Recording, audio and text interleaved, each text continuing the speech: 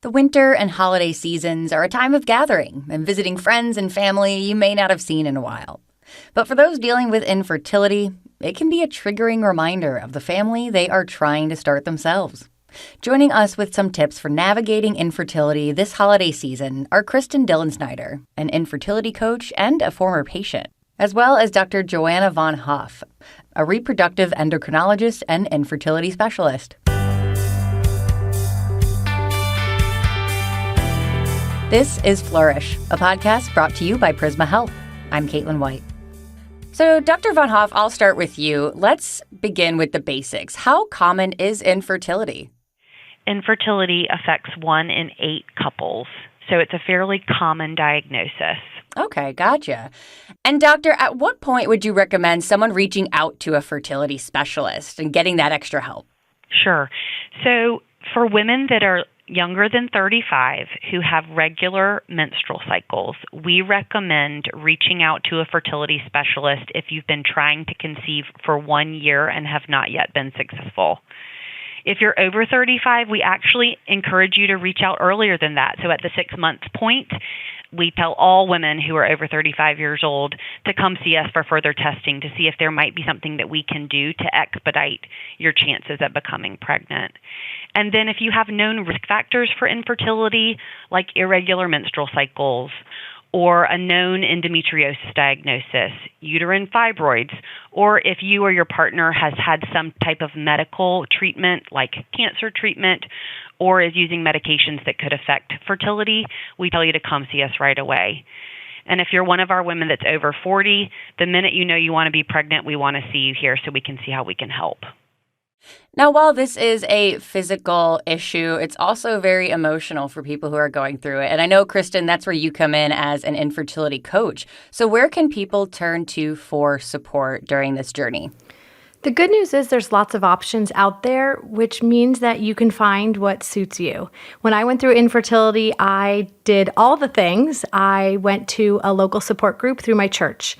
I also attended Resolve, the National Infertility Association that is an advocacy group for infertility. They have local groups nationwide. So I met with those groups as well. And sometimes that's not enough for people, so that's why I became an infertility coach, to give that one-on-one support. There's also therapists. You can find a therapist in general or someone who does specialize in it.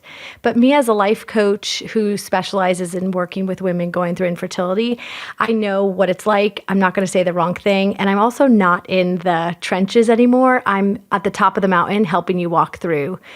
There's something for everyone. The key is just to get the support you need, and it's okay if you need that help.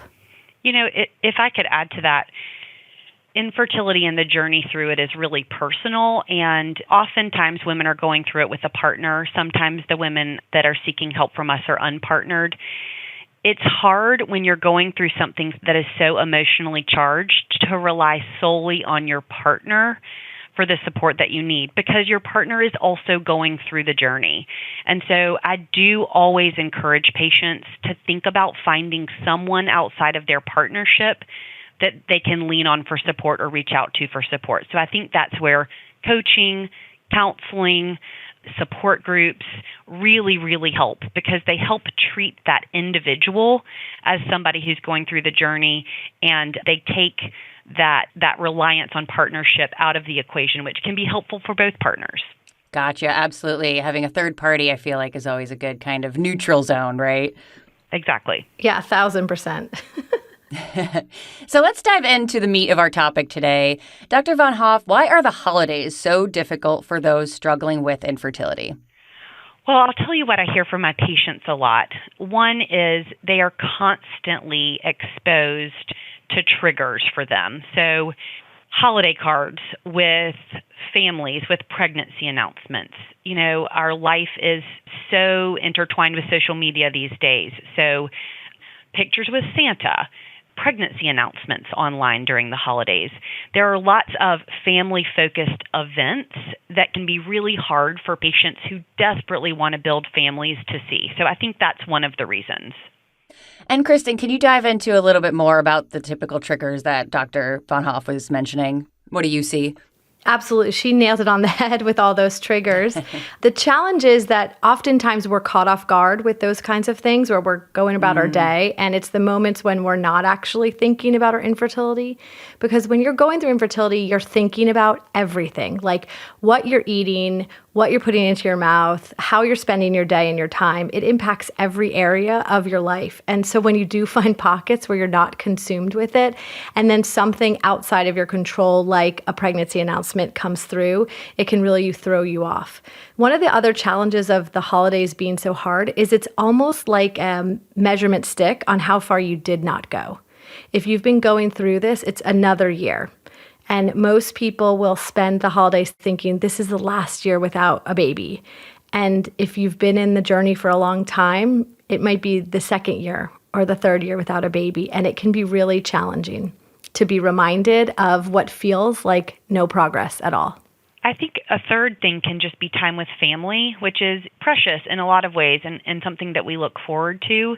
But it can be really difficult, I think, for patients that are seeing us to go to family events and see family members that they maybe haven't seen in a while, particularly in the context of COVID. So now we're getting back together and families are coming together and they're asking questions that sometimes, while they are meant to be well-meaning, usually, sometimes they can feel really, really insensitive to somebody who is secretly going through this treatment. Well, Dr. Von Hofe, what are some coping strategies you would recommend, especially if maybe you're heading into one of those situations? You know, your aunt's going to ask a bunch of questions or something like that, where you can prepare ahead of time.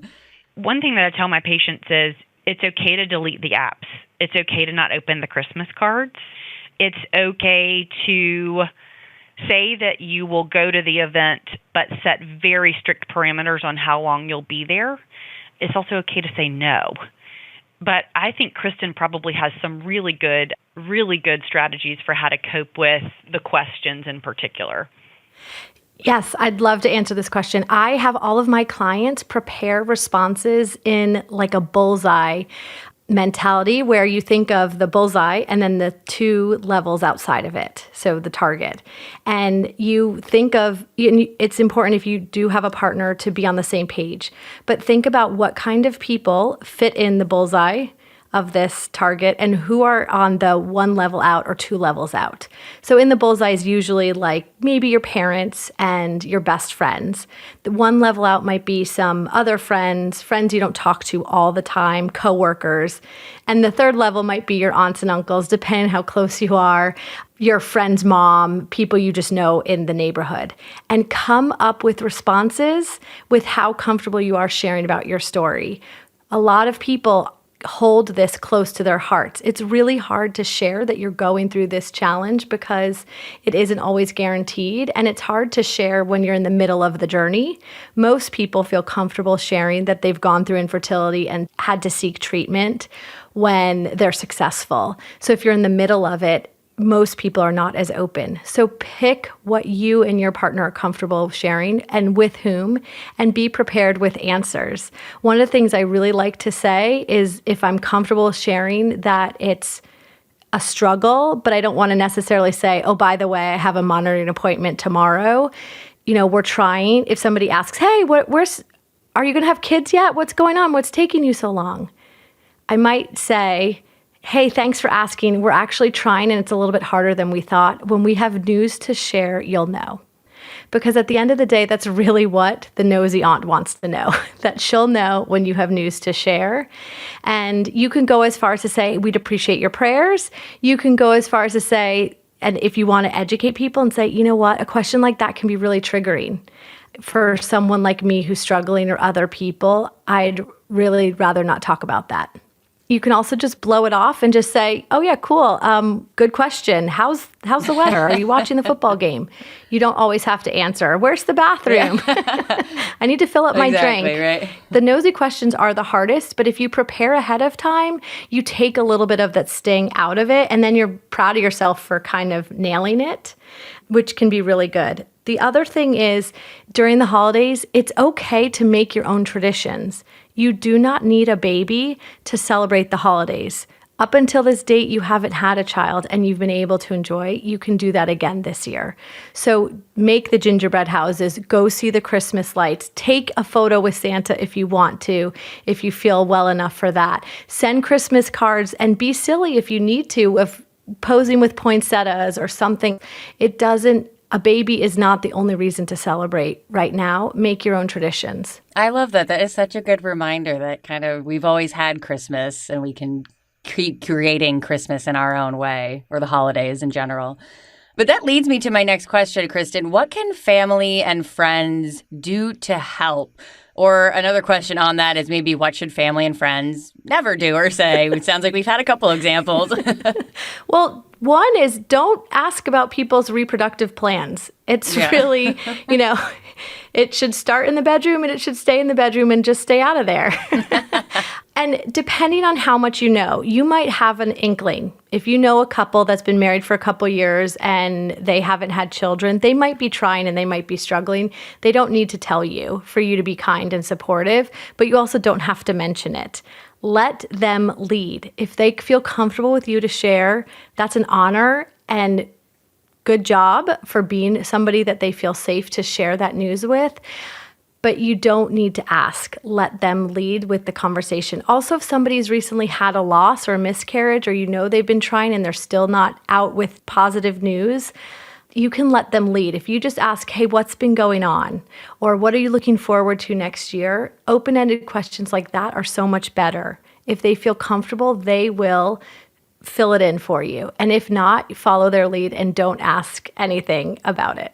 Even if they open up to you, do not give advice unless you are a doctor.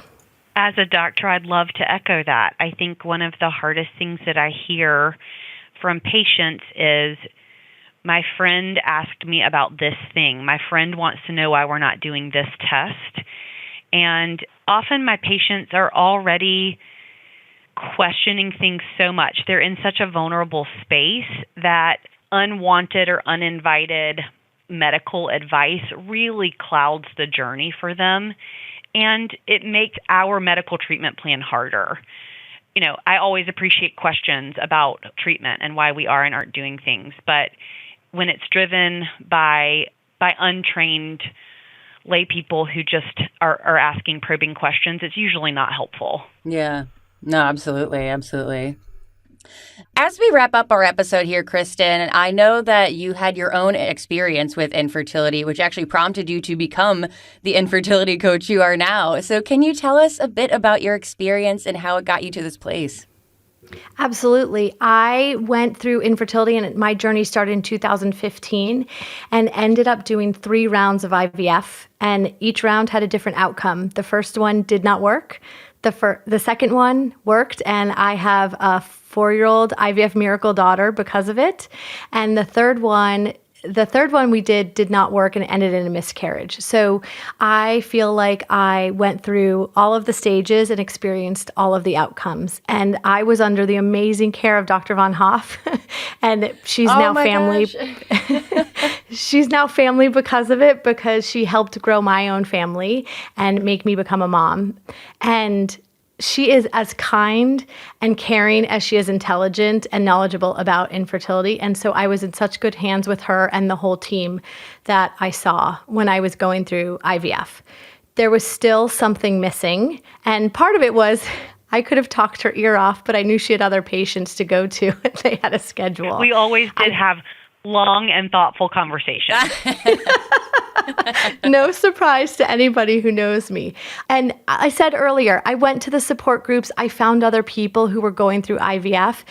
There was still just something missing, because we were sort of, what I found was I was either with the doctor who I love and adored, but I knew that there was a time limit. Or I was with other people who were in the trenches, and sometimes they had good news and I didn't. And sometimes they had bad news and they didn't have enough of an emotional well-being bank to support themselves and me at the same time. And so I couldn't rely on them. So I knew that there was a gap in the amount of emotional care, and I just knew that there was more out there. So after I was successful and had my daughter in 2017, I decided to become a life coach and get certified and specialize in supporting women going through infertility, because this is not a choice that any of us have made.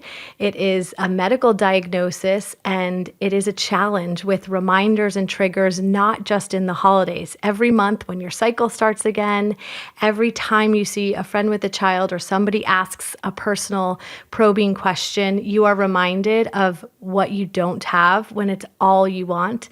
So I now am the safe space for a woman to show up exactly as she is. She doesn't have to cover up how she's feeling. She doesn't have to pretend she's stronger than she feels. She can, like we said earlier, she doesn't have to lean on her husband or her family who feel it differently and don't always know the right thing to say or what they need. I also have the tools and the strategies to help you not only survive, but make it better, make this experience better, because at the end of the day, this is a part of the story of your child. And it doesn't have to be all bad. It is consuming. It does take over, but I have the tools and the strategies to help you love your life while going through IVF. And I'm so honored to take that very messy time of my life and to learn from that experience and help other women as they go through it now. Oh my gosh, y'all are both so inspiring. Well, my last question I'll ask to both of you. We'll start with you, Kristen. You laid down so many good tips and just messages in that, but what are some key messages as we wrap up that you want to share with those also on this journey? My number one thing is that this is temporary and it won't always be this way. This holiday season might be really hard for you, but it is possible that next holiday season you won't be in the same place. It's okay to get help, and help from a doctor, from a fertility specialist like Dr. Von Hofe, or help from a counselor or help from a coach. It's okay to get help. Yeah, I think I would say acknowledge your feelings. Feeling sad, angry, and jealous when friends and family share their pregnancy news doesn't make you a bad person. Feeling down right now doesn't mean that you can't be happy for people that you care about and still be sad about the struggle that you're having to build your family. And then I can't reiterate enough what Kristen said. Reach out to somebody that you trust, ask for resources, use a coach, use a counselor, but make sure that you're not trying to, quote, handle this alone. It is hard, and it's okay that it's hard. It is temporary, and we have ways to get you through it, supportive ways to get you through it, medical ways to get you through it. So don't do it alone. Find help. Acknowledge what you're going through. Well, thank you so much for this information. It's so important to remember the nuances of the holidays, and we got some great tips here today. For more information, head on over to prismahealth.org/flourish. This has been Flourish, a podcast brought to you by Prisma Health. I'm Caitlin White. Stay well and happy holidays.